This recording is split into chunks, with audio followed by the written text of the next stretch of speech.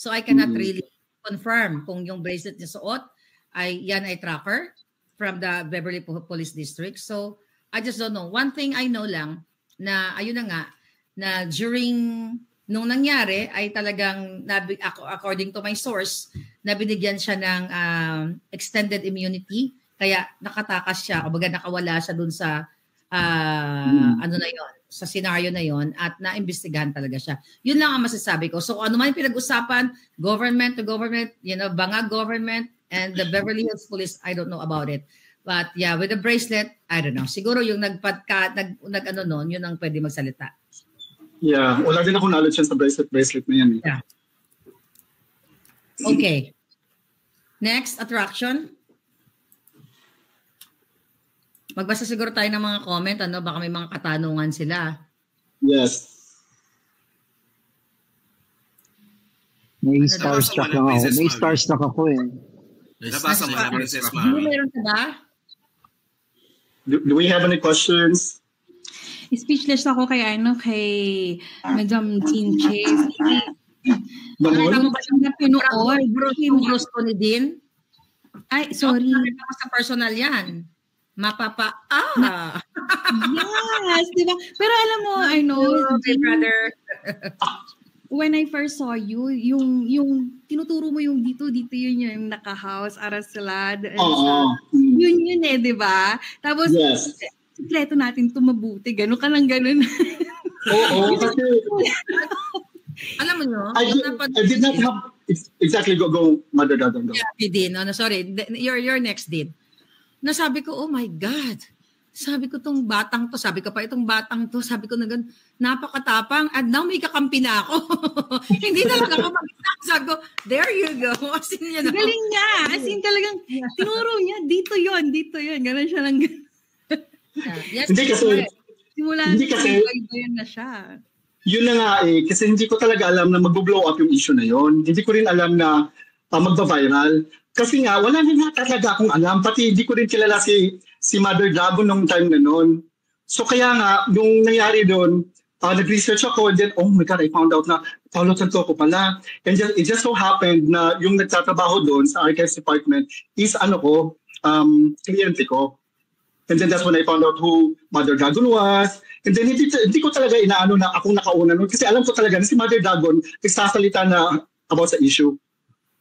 And just to clarify sa ating mga audience, si Dean, hindi talaga, tama ba ako, Dean, hindi ka talaga nagbablog. It just so happened. Hindi talaga ako vlogger. Hindi talaga.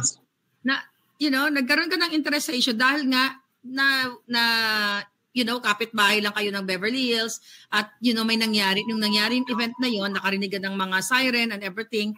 So, hindi mo pa alam kung ano nangyari, di ba? Then, yung case, doon ka nag-investigate. So, hindi ka ang intensyon, not to pasikat-sikat, but actually, yes. Yeah, yung narinig mo na mga siren during that day, nung Santoco case, tapos nabuo mo yung puzzle, nabuo mo yung incident, eto pala yun. So, kaya you did more research about it. So, just to, give a clarification sa ating mga audience. Yes, go ahead. Yes. Kasi akala kasi talaga nila na content creator. Ako hindi po ako content creator, ladies and gentlemen. It just so happened na may connection lang po talaga ako and then I was able to put the pieces together. And yun na nga, I went into a deep dive, talaga rabbit hole on what's going on with the Philippines and it's disgusting. A lot of people have been sending me na, ito pa, may nag-send sa akin ng audio na may binobottom. Binobottom talaga. And this person na binobottom is leader natin. Oh, shit.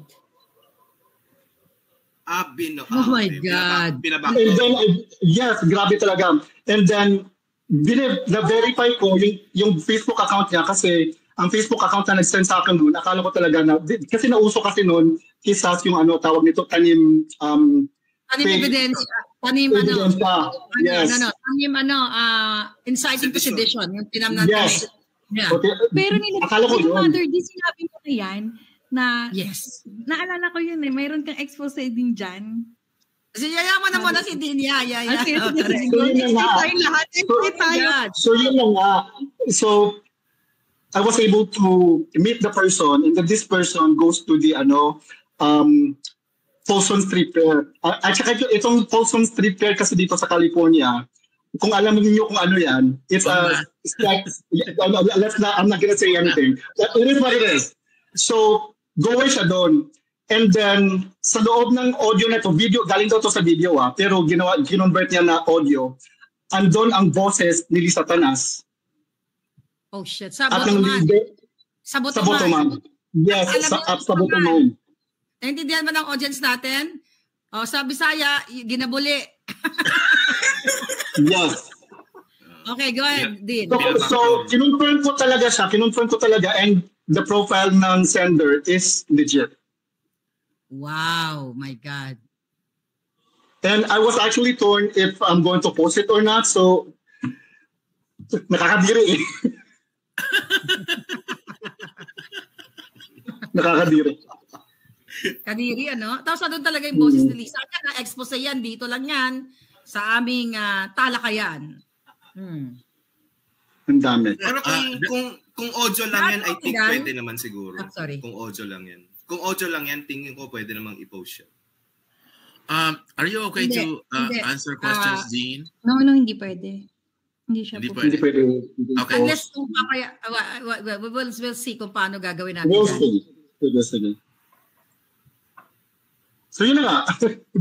Hindi talaga ako content creator, but thank you so much for allowing me to join you guys. Grabe itong grupo nito, ang daming pasabog, di ba? May ganyan pasabog. Grabe. Sa mga baboy, imagine mo, ang pasabog ngayon, ang pinakamalupit na pasabog, merong video, audio, nabutukan, bulian, sa Bisaya.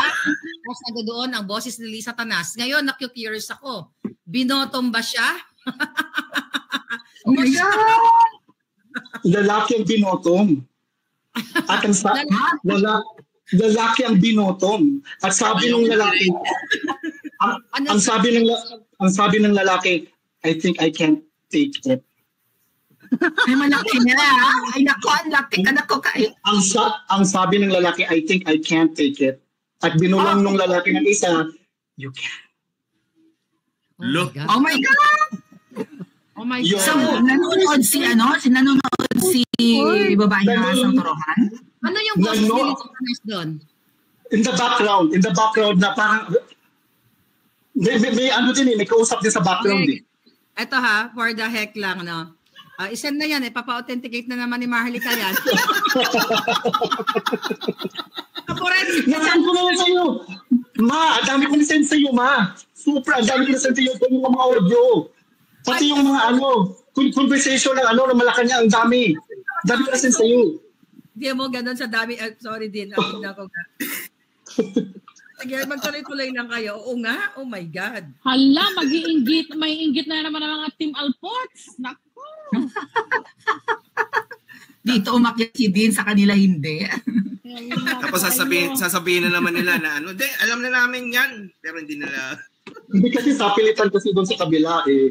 Sapilitan. And what I don't like about it is that we are actually fighting for the same cause, And then what I don't like about the group is that they're using PRRD's name to monetize everything. Right. And that's what I don't like about it. Yeah. Parang naging media na rin sila, no? Naghahabol ng scope. Yeah, I mean, ang kagandahan sa group natin, no? Meron tayong kanya-kanyang discernment at ginagamit natin yung ating critical thinking na hindi tayo pwede lang nag-join dito dahil gusto lang natin magkampi-kampi. Edwin, mahal na rin na started this. Tapos pinakinggan ko kayo, may sense ba itong mga nagsasaltang ito? Baka mamaya nagpapasikat lang. So natuwa ako dahil may mga sense yung mga tao. So nag-join ako. Hanggang sa, nag-join na tayong lahat. At dito si Dean. Si Dean, hindi ko naman pinilit yan na, na magkumampi sa akin dahil hindi naman tayo magkakilala din. So, exactly. Ito yung maganda sa group natin na hindi tayo nagtawagan, pwede ba ipagtanggol mo ko? Pwede ba magkampi tayo? Hindi katulad ng ginawa ni Tim Alpotera na i-message ka, gusto ka interviewin, after nilang balahurain ka na tinawag kang cloud chaser.